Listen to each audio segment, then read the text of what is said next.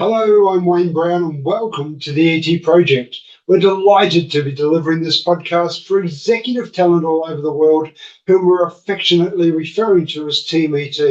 Today, it's my turn once again. I'm flying solo. Why? Well, as some of you know, it means just one thing. It means we're going to be wrapping up our quarter, and in this case, quarter four of 2023.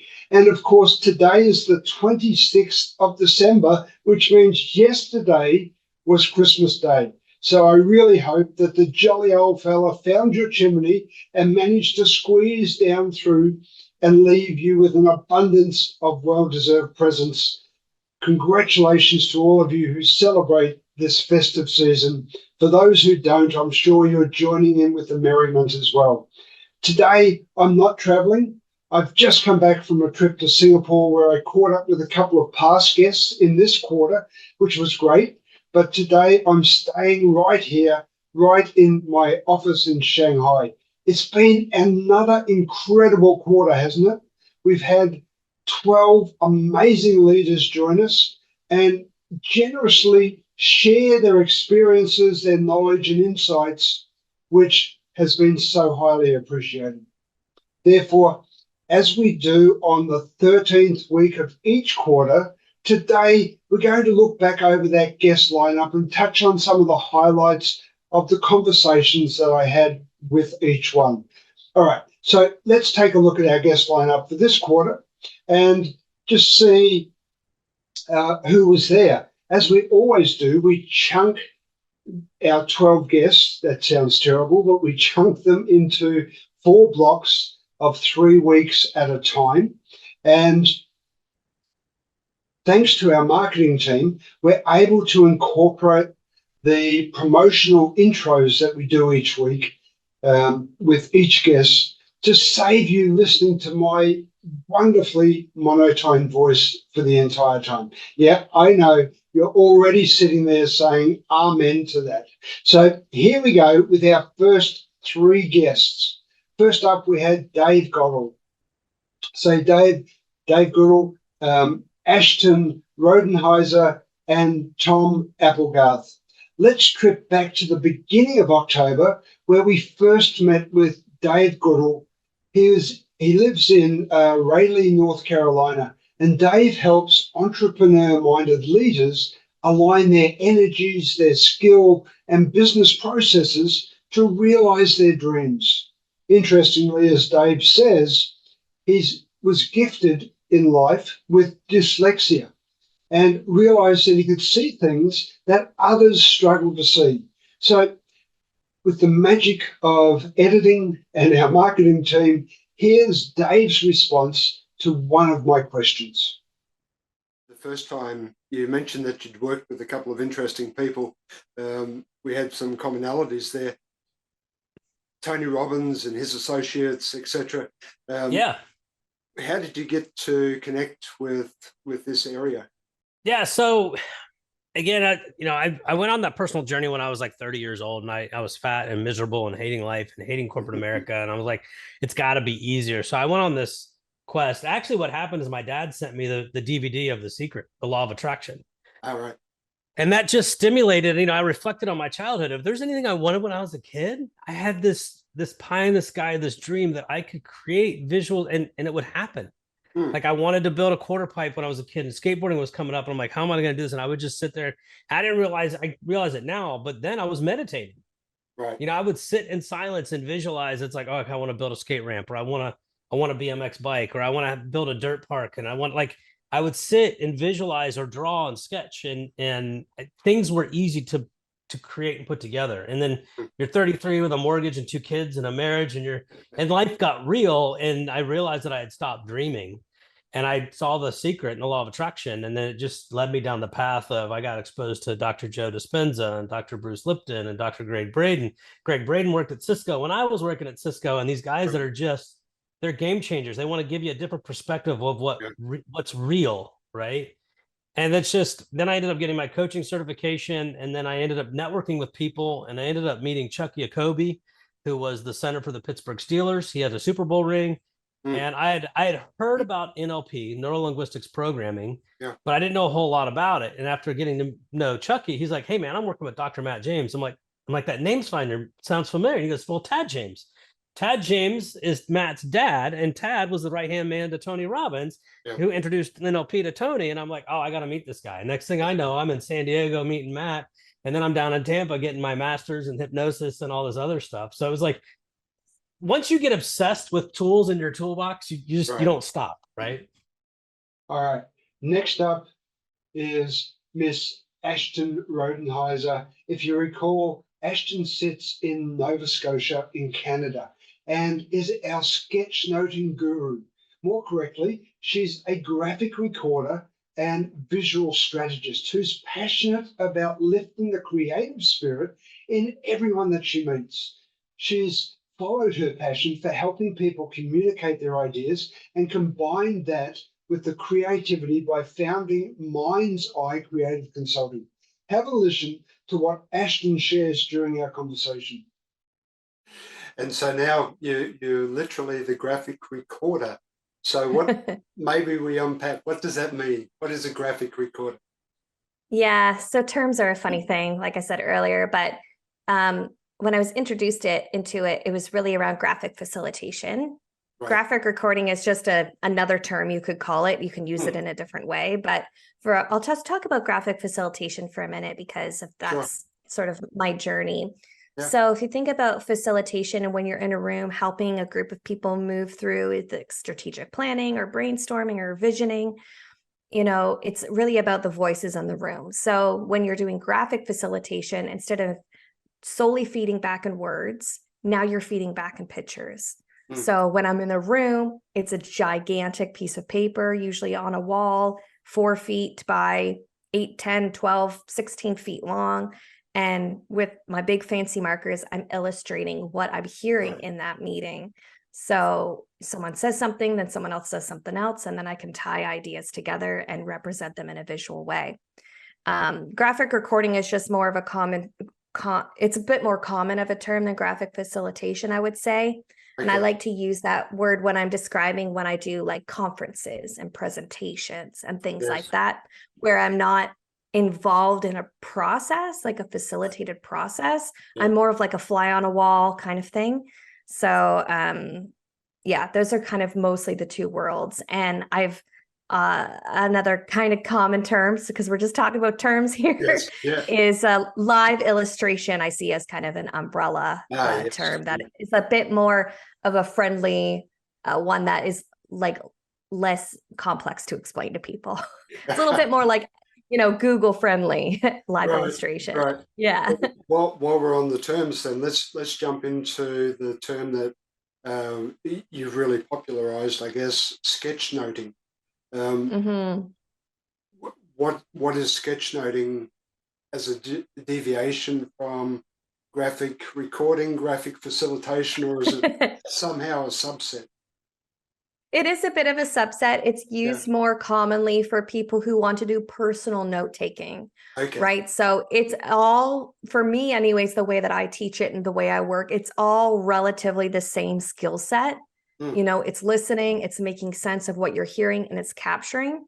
But when I'm doing it professionally for organizations and businesses and conferences, I'm listening as a whole. Right. I'm really trying to take out bias. I'm really trying to be present with like everything that's happening and trying to reflect for people, where sketchnoting is more, I'm reflecting for myself. It's for my own personal learning.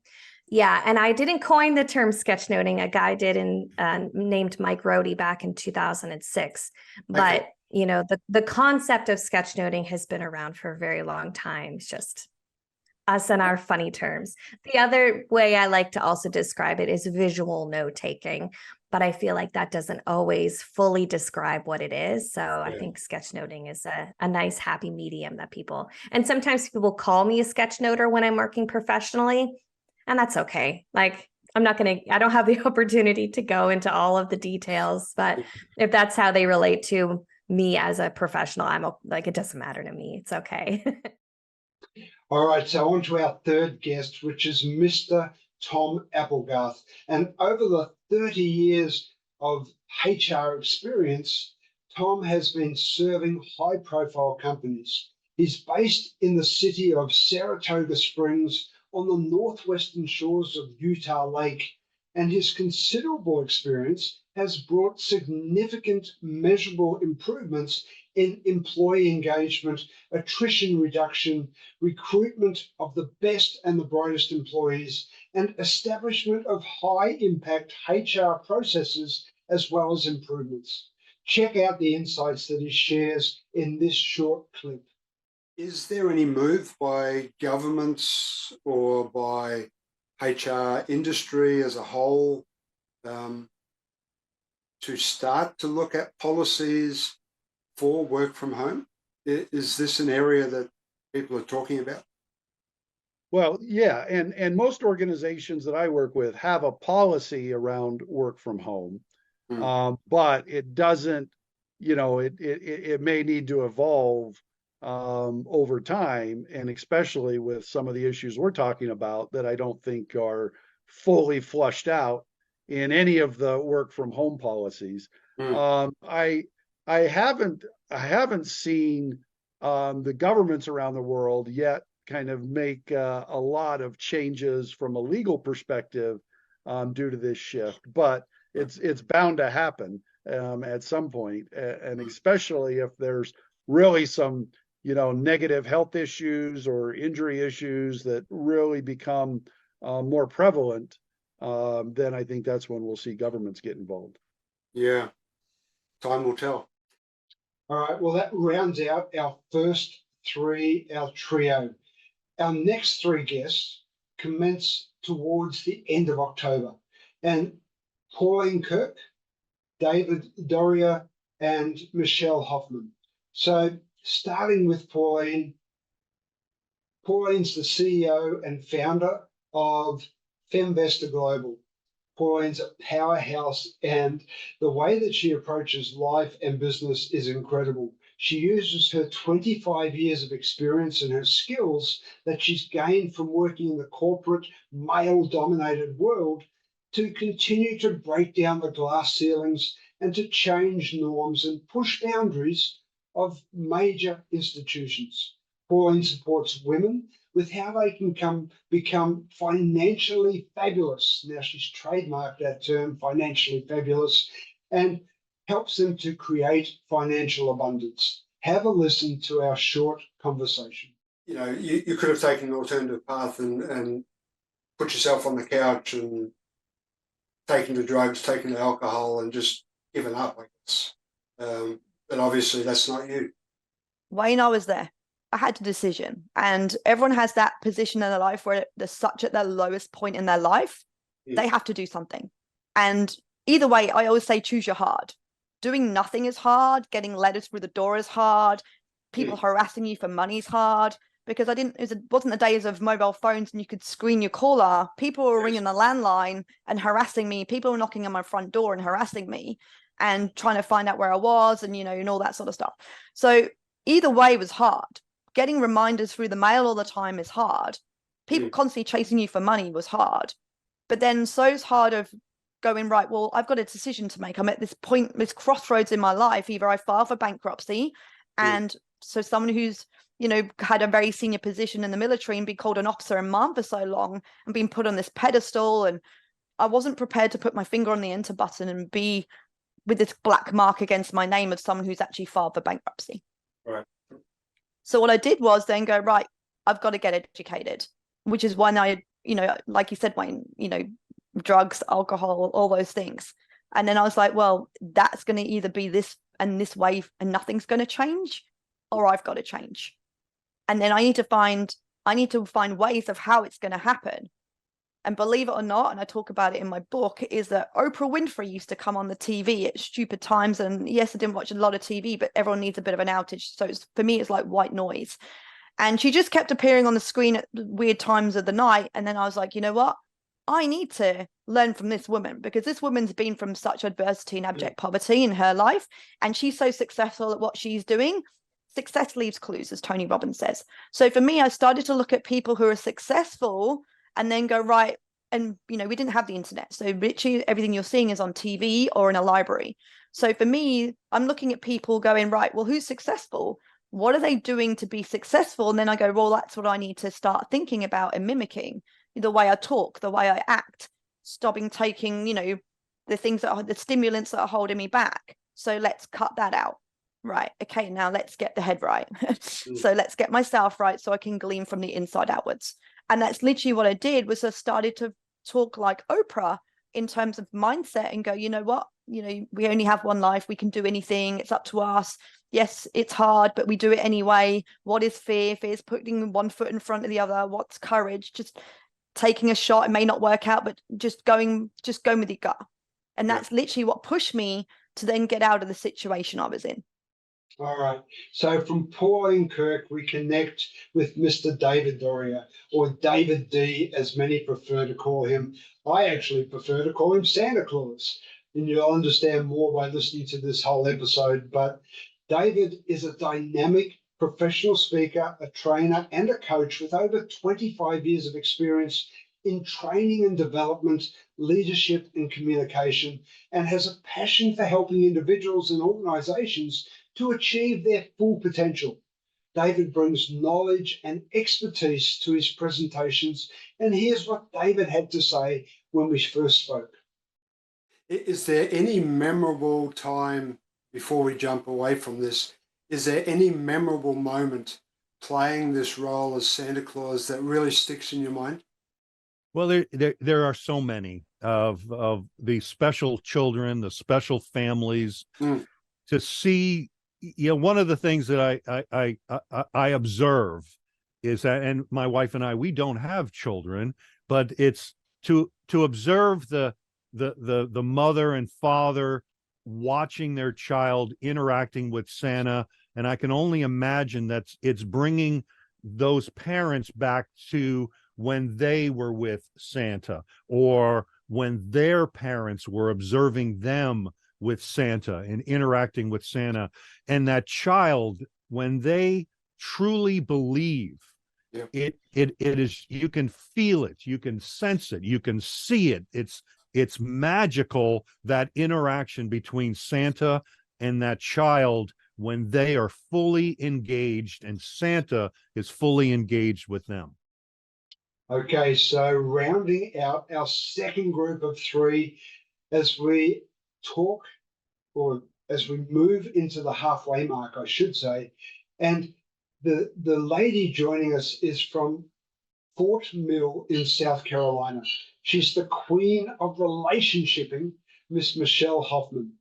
So as you'll hear during the conversation, if you listen to the episode, Michelle has been gifted with the art of relationshiping, and you'll have to listen to the conversation to understand the meaning of that. She's a keynote speaker, a life and relationship coach, a program producer of the art of relationshiping, and an international best-selling author of 5 books, including 2 titles, one of which we dive into in the conversation, Life Worth Living and New Management Blueprint. Please have a listen to this short clip and then listen to the complete episode later. I want to jump now across to the employee and thinking of the employee as a customer. You mentioned in the book, and it's kind of tied to the customer journey maps and identifying touch points and finding gaps, if you like. But applying that same logic to your employees and looking at them as customers and thinking about the interactions for your employees. I love that. I think that's a brilliant idea and a brilliant approach to look at things from a different perspective through a different lens. Where did that come from? Well, I had what I call a eucalyptus manager once. A eucalyptus tree, as you may know, drops an oil beneath it so nothing grows underneath it. And so I had a eucalyptus manager is what I called this. And I'm like, never again. And I didn't want to be a eucalyptus manager either. So as a manager, as a director, as a senior level person in an organization, I wanted to recruit, hire, and train employees that were going to be promoted within the organization or to whatever their dream was going to be. That was a personal choice. And as a result of that choice, my turnover, I'm not counting promotions within the organization, but the turnover in any department that I led was less than 1%. Because my employees were so happy and they were so busy and so successful. Not too long ago, someone was telling me, oh yeah, we used to come in early and then go out after work on Fridays so that we could talk about our successes, what we did well, what could we do better. I'm like, you guys never stopped. All right. So we're now into the second half. So let's dive into three more extremely interesting guests who have joined us. Manoj Vasudevan, Pia Wendelbo, and Jim Bishop. Let's start with Manoj Vasudevan. And if you recall, Manoj is an internationally renowned next-level leadership readiness expert who helps leaders to break through to the next level of their career, business, and life. He's the CEO of Thought Expressions. He's chief mentor at Next Level Unlimited, and also 2017 world champion of public speaking with Toastmasters. So Manoj is one of the people that I caught up recently with my trip to Singapore. Pauline Kirk was the other lady that I caught up with in Singapore. Have a listen to what Manoj says about one of the questions that I've asked him. So many expressions we could use that would represent this journey, I'm sure. Like I think the Japanese have an expression, I'm paraphrasing, but fall down 7 times, get up 8 type of thing. and Mandela says something similar. So you're a very persistent individual, it seems. So once you have a goal, you really lock onto it and persist until you achieve it. I would say if I had won the first attempt, because of course the first attempt I thought I'm going to win. Like every time you attempt, you think you're going to win. If I had won in the first time, I would not have learned more about myself. So that's why I keep emphasizing everything we do is a journey of self-discovery. So that eventually leads to total personal mastery, right? Totally under. So I believe setting those goals and believing in those goals, even to be anything you want, like even let's say somebody watching this want a certain role, you want to be a CEO of the company. I would say being, becoming, and believing. Mm-hmm. You first be the CEO in your mind. You think like a CEO, should demonstrate behavior CEO. Then, of course, becoming the CEO, that you end up being that. I use the word CEO, it could be anything, but being, becoming, and believing. Believing is very important. Once you reach there, a lot of people, if they don't believe, they start to have imposter syndrome. Or maybe, oh my God, so you have heard all about this, right? So I will always say you have to start believing, yes, of course, I am the world champion. I am the world champion. So that belief, I am the CEO. So this belief, if you don't instill in it, that I've seen CEOs who cry on the job just because they have not prepared for that job. Right? They complain and whine about everything. Actually, so can you believe sometimes I go home and cry? I said, oh, really? Yeah, because but he's not doing what he's supposed to be doing, right? So that is part of these 2-3 things. Be not having the being, becoming, and believing steps. All right. Next up is Pia Wendelbo. Pia is a change agent. She's an entrepreneur with over 20 years of experience in strategy, innovation, product development, process optimization, and organizational change as business head of Finland's largest bank, Dorrier. She's passionate about helping companies and individuals to navigate digital disruption with the aim of growing and transforming successfully. Again, please listen to one portion of this conversation. For me, I really enjoyed this conversation. It was something unique, and I'm into change, so you'll understand if you listen to the episode. Areas that you refer to as very important as part of the learning and the growth for successful change: empathy, curiosity, and creating a safe space. I wonder if we could just unpack each one a little bit. Maybe start with empathy. So why is empathy so important? Maybe an obvious question, but let's look at it anyway. Why is empathy so important? Empathy is so important because that is kind of how you understand how people would take this in. So that's going a bit back to what we discussed before. So having empathy, having the curiosities, it's a bit of a mix, but having the will to actually go in and try to understand this particular change from other perspectives, from the perspectives of those who will be hit or affected by this change, is super important, because that is what will give you the frictions. And if you know the frictions, then you can find specific solutions for those frictions. And then you will mitigate way better around the change. So actually going back to what we just discussed before, treat your employees' journeys exactly the same way as you would do your customer journey. And I think a lot of that comes from the empathy of really trying wholeheartedly to understand what's going on, how it is to be sitting in this particular chair, trying to implement this new process. How would that feel if I was sitting in that chair?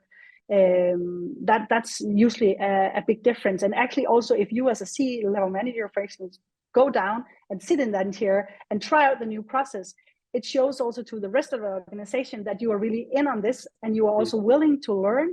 And maybe you will get some feedback that maybe we need to do some adjustments. And if people feel in a change that it's allowed to do things differently, or we can even roll back things if this is not a smart way and we can try again, like the experimental part of it, then they're much more willing also to go into the change and try to work around this and support the idea of doing things smarter, because people don't usually want to, work smarter, right? All right, well, that brings us to our final guest in this block of three, the third block, and our guest is Mr. Jim Bishop. So for 25 years, Jim's thrived in the corporate world. He built teams, he managed budget, he increased revenue, and facilitated over 20,000 hours of leadership programs.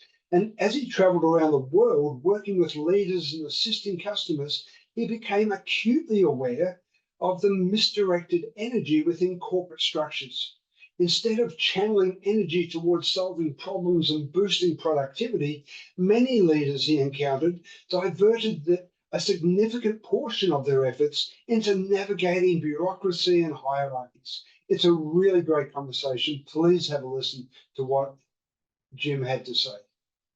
So in my coaching, we work on that disrupt, bridge, and growth model, so that when they get to that growth stage, then we start bringing their team in. We start bringing in the team coaching and the team development and some of the workshops and some of the classroom situations to give them the common language to support that leader, and that leader to be able to support them. And then when we do that, what I find is the common language and the common process makes a bigger, stronger, common culture. And then it comes really easy as to what are we going to put on our mission, vision, values, and brass plaques, because we're already speaking a similar language. All right, so now into our final trio to round out quarter four of 2024. Can you start to sense the enormous value that's on offer here as we work our way through these 12 amazing people? My hope is that the conversations are bringing you equal enjoyment learning. I know my knowledge continues to grow exponentially as a result of this opportunity that I have to connect with these wonderful people. So on to our final three guests, and in order of appearance on our show, the ET Project. The first is Annie Yang, the second is John Leister, and the third is Ambika Devi. So Annie Margarita Yang. Margarita, interesting story behind it. I'm not going to go into it now. She's recently released her second bestseller titled The 5-Day Job Search. And this is what our conversation was primarily around. By day, Annie works as an accounting manager and business operations leader in the real estate industry. But by night, she gives her all to help others to overcome the biggest obstacle in their lives. And she specializes and helps people understand how to save money and to free up their funds through budgeting for the things that really matter in life. So please have a listen to the conversation in this short promo video. How do you find 50 jobs to apply for in a day? And how do you actually churn that out as a physical implementable action to apply to 50 jobs in a day? I mean, that's an incredible amount. Right. If you already have a LinkedIn or that LinkedIn resume uploaded, and you already have your resume uploaded on Indeed and ZipRecruiter, Right. you can click the button that just says apply to this job. And you don't have to add anything else. You just literally click apply, and then you've applied. So if you're applying to 50 jobs a day, it's really only a 1 hour task per day. Like, you know, we're assuming you spend just a little over a minute on each one, you know, looking through the listing. Yeah, it looks good, you know, apply. I think what happens is other people, they mull over the fact like, oh, but this job listing is asking for 10 things. They're saying like they want these 10 qualifications, 5 of them are requirements, and I don't meet like 5 of the requirements. I meet only 4 of them. So therefore, I'm not qualified to apply. And this is actually something that holds women back, because women are really much about like following the rules. They're really like conscientious, and they pay attention to small details like this. And they've already like filtered themselves out when they look at these listings, and they're like, oh, I don't qualify, I'm not going to apply. You know, they're not going to like me. This application is going to be rejected. I have found like, I mean, I'm generalizing. All right, our penultimate guest for this quarter is stationed in Vancouver, British Columbia, Canada, and is a prolific creative fiction writer in his spare time. Now get this, his spare time. Our guest is Mr. John Leister. And I mentioned spare time intentionally as John works full-time as a security guard. All right, so you can imagine 9 to 5 or whatever shift he's working, yet incredibly, he's managed in the space of just 4 years, that's 4 years, to publish in excess of 100 books. Just let that sink in for a moment. 100 books in 4 years, phenomenal by itself, but in his spare time working a full-time job. Have a listen to this portion of our conversation and you'll understand a little bit more. What are your aspirations for writing and the future? Like, are you looking to eventually win some sort of literary award? You want a bestseller? Perhaps play the lead a number of greats, movies or something? I wouldn't complain if I won an award, but no, the bell that I want to ring, as I said earlier, is I want to see these characters in other formats. There was a comic book artist. I've reached out to a lot of comic book artists because I would love to do graphic novel. I would love to collaborate with an artist on a graphic, like an Urban Tiger graphic novel. Gosh, boy, oh boy, that would be like winning the lottery. And never mind winning the lottery. That would be the real life lottery for me. But you know, I wanna have a conversation with a young, handsome actor and say, Brad, I've got good news and bad news. The bad news is you're gonna die someday. The good news is you're Lee Hacklin. You're gonna have to grow your hair. You're gonna have to feather it back, right? You're gonna have to like 70s music, right? That's the bell that I want to ring, and that's why I'm doing these podcasts. Well, look, I'm doing these. The reason I'm doing these podcasts, again, I love hanging out with fellow people who believe in themselves as much as I do, right? I also want to inspire other people who are late bloomers like myself, but it's also about self-promotion. Like I said, I want to connect with that one person who can make a Lee Hacklin streaming series happen, or an Urban Tiger series. I absolutely have faith that my stories, like winning awards and all that stuff, probably not. But I like to think at the bare minimum that they're not boring. You know, I mean, I have to imagine that all of us have seen a movie that was made by super talented people that cost $300 million.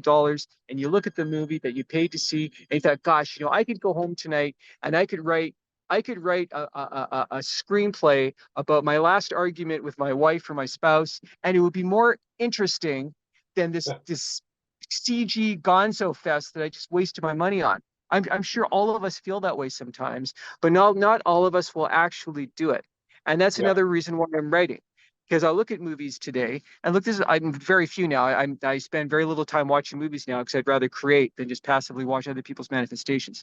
And I don't mean to get on my high horse about this, but I feel like a lot of filmmakers today, they're they're just kind of woke and preachy, and like I saw The Last Jedi in the theater, and I thought, gosh, this movie's fun to look at, but it's basically, I feel like I'm looking at anti-male propaganda. Like, I just feel like there's a political agenda, or there's some sort of subversion going on, and that's not what I'm writing. I'm writing the kinds of stories that I grew up watching as a kid.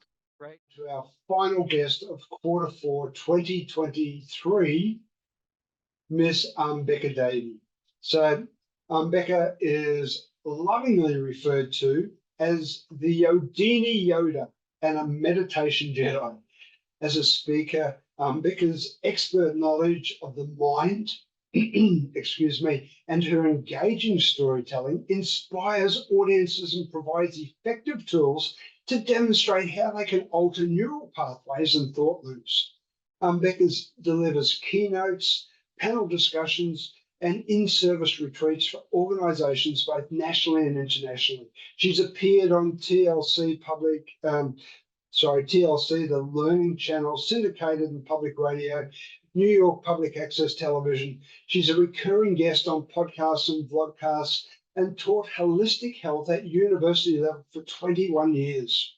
She's backed by 47 years of experience, more than 13,500 hours of study, and has taught over 20,000 people the art of meditation. Please have a listen to this clip and form your own impression about Ambika's expertise.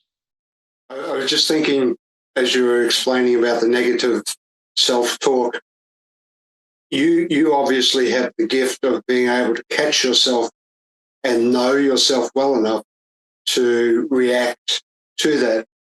I know in my case, and in many of the leaders I know, many people struggle with that. It's just a part of their life that they live with, they accept, and they don't try and understand what they can do to change it.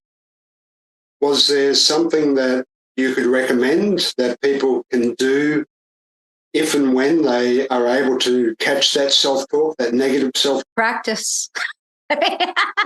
Practice catching it. Praise yourself when you catch it, because we human beings, just like any other animal, we do really well with praise. Right. So when you catch yourself catching yourself, then you stop. I used to work as a musician. I've had a gazillion different vocations in this lifetime.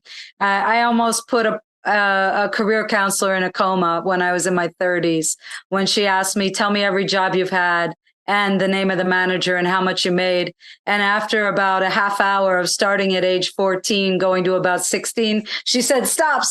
Just do the last year. So, having an accountability partner, there's different types, just like I talked about in the physicality of Ayurveda, there are different types. We say type A personality, right? Well, that's going to be much different than somebody in a depressed state. Everybody wants to be loved. And the thing that I find myself saying to people every day is, you're asking about, does this other person love you, or are they thinking of you? Guess what? You have to measure it against how much you love you. You can only feel and experience the height and love and level of love from others that matches the height and level of love you have for yourself, which is what I was really getting at in this book, which is Cupid is a Bastard. Because this happened after my mother died, and then the lockdown happened. Okay. So I was living alone with no pets, no children. And I had to find that level of self-love every day and not be freaked out by what was going on. Because look, I can survive without constant feedback and stimulation and physical touch. And I can definitely do the loner thing. Real happy. No problem. All right, Team ET, we've reached the end of this recap. Hopefully this short review has triggered some fond memories and perhaps even flagged an episode or two that you want to go back and listen to for a second time as we move into the start of a new year. 2024. We have another exciting, intelligent, insightful guests, leadership guests waiting to join us and share their stories and their wisdom. I can't wait. Hoping to see you again next week, where we get started in 2024 with Miss Mariana Macias, who helps top executives and leaders transform their organizational culture while recognizing that they're also part of their own transformational journey. Until then, please enjoy the New Year celebrations. Stay safe, stay healthy, and bye for now. So what are you waiting for? Hit the subscribe button below and click on the bell icon so I can pop up in your feed occasionally with a great tip for your ultimate growth.